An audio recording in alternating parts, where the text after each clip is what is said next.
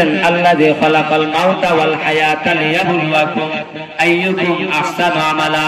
তোমাদের যে আমি আল্লাহ হায়াতটুকু দান করেছি, তোমরা শুকর আদায় করো আর আমি আল্লাহর গোলামি করো, আমি আল্লাহর ইবাদতের মধ্যে তোমরা কাটায়া দাও। আমি আল্লাহর জিকির আজকার করি, আমি আল্লাহর হুকুম আহকাম মানিয়া তোমরা চলো, তাহলে দুনিয়াতেও শান্তি, পরকালেও মুক্তি পেয়ে যাইবা। আল্লাহ বলেন আল্লাযী খালাকাল মাউতা ওয়াল হায়াতা লিয়াবলুয়াকুম আইয়ুকুম আহসানু আমালা।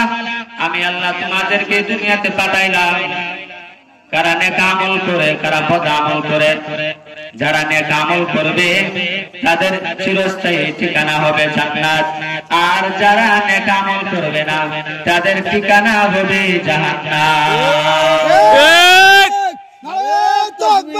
আল্লাহু আকবার, জিন্দাবাদ জিন্দাবাদ, জিন্দাবাদ জিন্দাবাদ, আল্লাহু আকবার।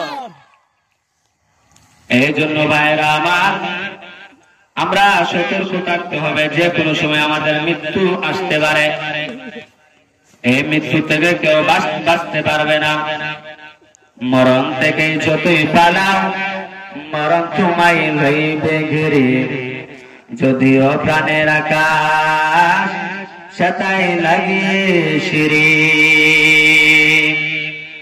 নদীর পার ব্যঙ্গে ওপার, এই তো নদীর খেলা। সকাল বেলার ধনির তুই, বিকাল সন্ধ্যা বেলা। কারণের দিকে তাকাইয়া দেখো, ফেরাউনের দিকে তাকাইয়া দেখো, নমরুদের দিকে তাকাইয়া দেখো, তারা চিরস্থায়ী ভাবে দুনিয়াতে থাকতে পারে নাই। এর নবীর উম্মতের দল।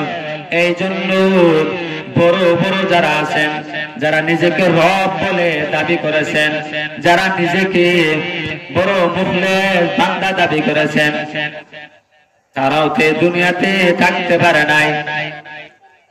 ফেরাউন নিজেকে রব দাবি করেছে, এই ফেরাউন তো শেষ পর্যন্ত এই নীল নদের মধ্যে ডুবিয়া মারা গেছে। এই জন্য এই দুনিয়াতে ধনী বলো, গরিব বলো, কোটিপতি বলো, শিল্পপতি বলো, কেউ এই দুনিয়াতে থাকতে পারবে না। এই দুনিয়া সারি একদিন ওই অন্ধকার কবরে যাওয়া লাগবে। ওই কবরে জগৎ বড় কঠিন জগৎ, এই জগৎ বড় কঠিন জগৎ। এই কবরের মধ্যে যেতে হলে দুইটি নেক আমল নিয়ে যেতে হবে। দুইটি নেক আমল, ঈমান আর আমলকে যদি আমরা পরিশুদ্ধ করতে পারি, তাহলে আমার